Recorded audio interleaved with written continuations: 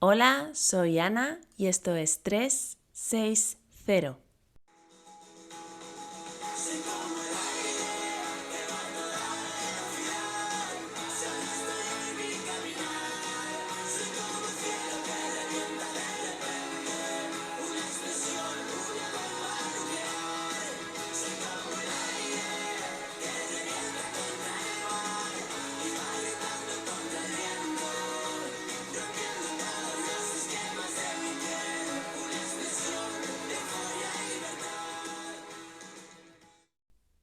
Hoy voy a hablarte de la neuromatriz del dolor, así que prepárate porque nos vamos a meter en un buen berenjenal.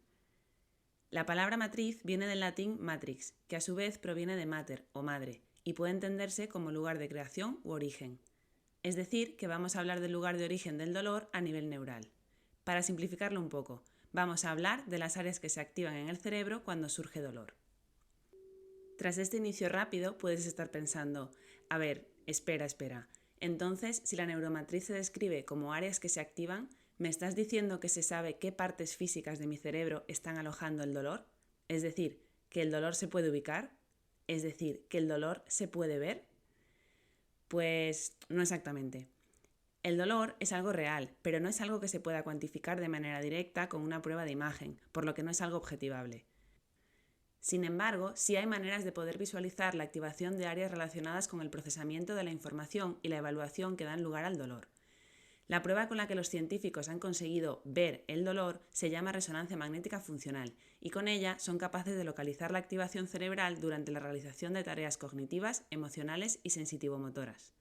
Áreas que están relacionadas con el procesamiento de la información del que hablábamos hace unos segundos y donde nace la percepción del dolor. Cuando se introduce individuos dentro de esta máquina sorprendente, recuerda, resonancia magnética funcional, y se les somete a estímulos potencialmente nocivos, es decir, que pueden causar un daño en el tejido, pueden verse iluminadas las áreas del cerebro que se activan a consecuencia de ese estímulo. Gracias a este tipo de pruebas, los investigadores han podido diferenciar las áreas que comúnmente se relacionan con la percepción del dolor. Y digo comúnmente porque cada percepción del dolor es diferente. Cada individuo construye su experiencia de dolor con diferentes trocitos, y es por esto por lo que no existen dos iluminaciones cerebrales iguales que reflejen el dolor. Tu dolor puede tener unos trocitos de cosas y el mío de otras. En mi dolor puede haber trocitos de un estímulo que llega desde una zona del cuerpo y que puede dañar o no. Puede haber trocitos de mis experiencias previas con este tipo de dolor. Puede haber trocitos de lo que me ha contado mi amigo que tenía un dolor parecido, o trocitos de lo que el médico me ha dicho con respecto a mi dolor. Y esos trocitos se mezclan entre sí para dar lugar al dolor, pero no al tuyo, sino al mío, porque tus trocitos no serán los mismos que los míos, y aunque el resultado final de tus trocitos también sea dolor, se ha construido con partes diferentes, y es por esto que las áreas que se iluminan en tu cerebro no tienen que ser las mismas que se iluminan en el mío. Cada uno tiene sus trocitos. Bueno, pues trocitos aparte, lo siguiente que quiero contarte es que la neuromatriz del dolor, recuerda, las áreas que se encienden cuando aparece el dolor, tiene diferentes partes o diferentes niveles que se activan e interactúan entre sí para dar lugar al dolor. Voy a presentarte esas tres partes. En primer lugar está M1 o matriz nociceptiva primaria, que incluye todas las áreas que van a recibir la información de estímulos que llegan de diferentes partes del cuerpo. Ella solo recibe, no percibe. Ella no es capaz de construir dolor. Para eso necesita que alguien interprete sus estímulos, y ese alguien es M2 o matriz perceptiva. En M2 están incluidas todas las áreas que van a prestar atención a lo que pasa en M1 y la información que llega hasta ahí. Estas áreas de M2 van a ser las encargadas de juzgar la información y decidir si esos estímulos que han llegado son relevantes y tienen capacidad para dañar, en cuyo caso se generaría la percepción de dolor. Hacemos un alto para poner énfasis a la importancia de la labor de M2. Ella es la encargada de poner relevancia a aquello que es importante, a aquello que sí puede dañarnos para poner nuestra atención en ello. Si M2 no funciona bien, puede que nos encontremos en una situación de indefensión por no haber dado importancia a algo que sí la tenía y puede dañarnos. Esto no es muy común. Sin embargo, M2 también puede errar y dar por relevantes estímulos que no lo son, dar importancia a estímulos que no tienen capacidad para dañarnos, y de esta forma hacer que aparezca dolor sin un porqué. Como suele ocurrir, por ejemplo, cuando nuestro cerebro tiene puesto el foco en una zona del cuerpo y la mantiene muy vigilada. Es entonces cuando nos encontramos con un error de evaluación, del que ya hemos hablado anteriormente. Otro punto clave en el que debes reparar es que M1 y M2 conjuntamente ya son capaces de generar una percepción de dolor. Sería la recepción de información sobre el estímulo más la evaluación. Pero claro, no todo iba a ser tan fácil. Todo se enmaraña aún más cuando entra en juego M3, o matriz afectiva. Ella es la que da el significado emocional. Ella reevalúa lo que ya ha sido evaluado por M2 en base a tus experiencias y a tus emociones acumuladas, a memorias y a significados aprendidos. Ella es capaz de montar un buen lío. En esta M3 o matriz afectiva es donde se producen los cambios más dramáticos en la intensidad del dolor. M2 solo te dice si dolor o no dolor. Puede decirse que es on u off, pero M3, con toda su información acumulada, es la que da al dolor la cualidad de sufrimiento, o la que lo asocia con el miedo o con la frustración. Por otro lado, M3 también es la encargada _culpable de la reevaluación. Es la que se encarga de que algo te duela a posteriori. Es la que se encarga de la penalización, de ese dolor que aparece a las horas o al día siguiente y por el que piensas, ostras, pero si mientras estaba entrenando no me molestaba. No te molestaba porque M2 no evaluó el estímulo como nocivo, pero M3 se pone a pensar y dice, anda, mira lo que ha hecho. Se ha ido a entrenar tal y como tiene la espalda. Puf, eso quizás es demasiado. M3 saca eso de tu memoria y de tus experiencias previas, por las que quizá un día que entrenaste te dolió la espalda. También saca tus miedos, miedo a volver a estar tan fastidiado como antes, miedo a pasar de nuevo por lo mismo, miedo a tener dolor de espalda otra vez. Tu matriz afectiva tira de hemeroteca y te recuerda que has hecho algo que no le gusta que hagas y te penaliza con dolor, por si acaso, para que te acuerdes de que es mejor estar quieto porque así seguro que no te pasa nada. Pero te digo una cosa, no podemos echarle la culpa solo a M3, porque esa reevaluación que hace M3 se refleja en ti y en tu forma de actuar. Son todos esos ISIs con los que adornamos demasiadas frases a lo largo del día, como ¿y si tengo una hernia? ¿Y si me hago daño? ¿Y si empeoro? ¿Y si? Tú te cuentas a ti mismo todos esos ISIs mientras M3 se relame por haber sacado las cartas que necesitaba para mantenerte alerta, a la vez que aumenta tu inseguridad y se reducen tus ganas de hacer aquello que te provoca dudas. La razón del ISI.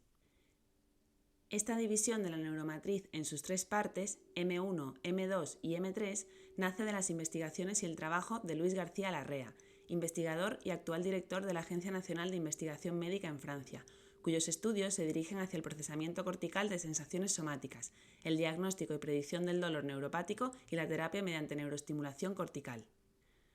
Bueno, ahora que ya conoces las partes que conforman la neuromatriz, recuerda M1, recepción de información, M2, evaluación y M3, reevaluación conforme a información ya almacenada en el cerebro, estás preparado para jugar. Te propongo lo siguiente. Piensa en la última vez que tuviste dolor.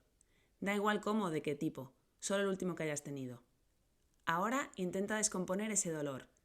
Intenta reconocer qué partes de M1, M2 y M3 conforman la experiencia de ese dolor. O lo que es lo mismo, intenta reconocer cuánto de estímulo que llega desde alguna parte de tu cuerpo es culpable de tu dolor, es decir, labor de M1, cuánto de exceso de vigilancia y de anticipación puede haber tenido que ver con parte de tu dolor, es decir, cuánta labor de M2, y por último, cuánto de recuerdos, de miedos, de cosas que te han dicho, de ISIS, han influido en ese dolor, es decir, cuánta labor de M3. Puedes dar a stop a la grabación y tomarte unos minutos para pensarlo. ¿Lo tienes? Para darte una guía, voy a ponerte un ejemplo descomponiendo uno de mis últimos encuentros con el dolor, que fue, por desgracia, ayer mismo, cuando me di un golpe con un banco en la tibia. Si has tenido esa experiencia, sabrás que no es para nada agradable. Un dolor muy súbito que te deja unos segundos en cao técnico. Veamos pues. Ha habido un estímulo de presión muy fuerte en mi tibia que ha llegado hasta mi cerebro y ahí ha actuado M1 recibiendo información. A continuación se ha evaluado esa información y efectivamente M2 ha evaluado el estímulo como potencialmente dañino. Pienso que no ha habido ningún error evaluativo, pues efectivamente se trataba de un estímulo que podía dañarme. Y por supuesto lo hizo. Casi instantáneamente me sorprendí viendo una prominencia del tamaño de una pelota de golf, roja e incluso con señales de hematoma, lo que significaba que el proceso inflamatorio para regenerar el tejido se ponía en marcha. No hubo anticipación ni hipervigilancia en la zona, pues no es un área en la que mi cerebro tenga puesta alerta. No he sufrido nunca antes una lesión cercana ni he padecido molestias. Sin embargo, sí he tenido esa experiencia de dolor en otras ocasiones. Por desgracia, soy un poco torpe y me he golpeado más de una vez la tibia en condiciones similares. Ya tengo almacenado en mi cerebro lo que ocurre cuando me golpeo en esa zona. Por otro lado, me encuentro ahora mismo en un momento con un gran volumen de entrenamiento necesario para mejorar mi rendimiento. Esta nueva situación en mi pierna no me impide entrenar, pero sí provoca que no lo haga a la máxima intensidad o que tenga que cuidar ciertos movimientos. Además, la última vez que me ocurrió esto, tuve que ponerme al día siguiente un vestido elegante, con el que se veía la zona lesionada. Por supuesto, una imagen de mí misma elegantemente vestida, pero con una gran tirita en medio de mi pierna que afeaba la imagen completa, está guardada, recordándome que no fue una idea muy brillante entrenar el día antes del evento. Así que M3 ha sacado a relucir que ya tengo la experiencia de que eso duele muchísimo, que durante un tiempo me sentiré un poco frustrada por no poder entrenar a tope y además esa experiencia está asociada con cierta insatisfacción y denigración de mi autoimagen. Y te cuento una cosa, todo esto ocurre en el mismo instante en que empiezo a sentir dolor y por supuesto sin que yo me dé cuenta. Toda esa información la utiliza M3 en ese mismo momento para alterar la percepción del dolor. Momento en que, te repito, que ni yo ni nadie somos conscientes de que se está utilizando toda esa información. Pero así funciona el cerebro. Al descomponer mi dolor me he dado cuenta de que, por supuesto, mi cerebro tenía buenas razones para avisarme de que algo me estaba dañando, pero también de que quizá la intensidad del dolor y las sensaciones asociadas, tanto en ese momento como posteriormente, pueden estar sesgadas por la labor de mi M3. Esto ha sido una descomposición rápida, pero seguro que hay muchísimos factores más que han podido alterar mi percepción de dolor para esta situación. Darse un golpe en la tibia es una experiencia de dolor agudo, pero seguramente no eras consciente de que podías sacar tanta miga de ello. Así que imagina todo lo que puedes sacar de un dolor que lleva contigo mucho tiempo. Lo que acabamos de realizar es un ejercicio que en primer lugar te ayuda a desmigar tu dolor, a pensar por cuánto de cada parte está formado y cuánto puedes tú influir sobre ello. En segundo lugar, te hace consciente de que cada dolor va a tener partes diferentes de cada matriz. Va a tener diferentes trocitos, y es por esto que no hay dos experiencias de dolor iguales. No hay dos cerebros que se enciendan igual, ni hay dos personas que sientan igual. Ni siquiera hay dos de tus dolores que sean iguales. No sé si la historia de hoy te ha parecido una información interesante o una tortura. Ambas opciones serían válidas, pues como ya te dije al inicio, esto es un buen berenjenal. O si simplemente necesitas volver a escuchar todo esto unas cuantas veces para procesarlo, algo que me parece totalmente lógico. Lo que sí sé es que lo que te he contado hoy es solo un ejemplo más de la enorme complejidad de la experiencia de dolor. De que el dolor no es algo simple, no es dolor y ya está. No se quita con un paracetamol ni es algo que te inventes. Es algo que tiene mucha miga y muchos trocitos. Que podemos influir en cada miga y en cada trocito y esto influirá en el resultado final. Que si hay tantos trocitos habrá 1000 maneras de afrontar, cambiar, mejorar, empeorar o abordar la percepción del dolor. Que de sencillo no tiene nada y que, por suerte o por desgracia para mí, y para ti, si te estás convirtiendo en un friki como yo, hay todavía tantísimas cosas que aprender y seguir descubriendo que se me hace la mente agua solo de pensarlo. Hoy te dejo aquí, desmigando tu dolor.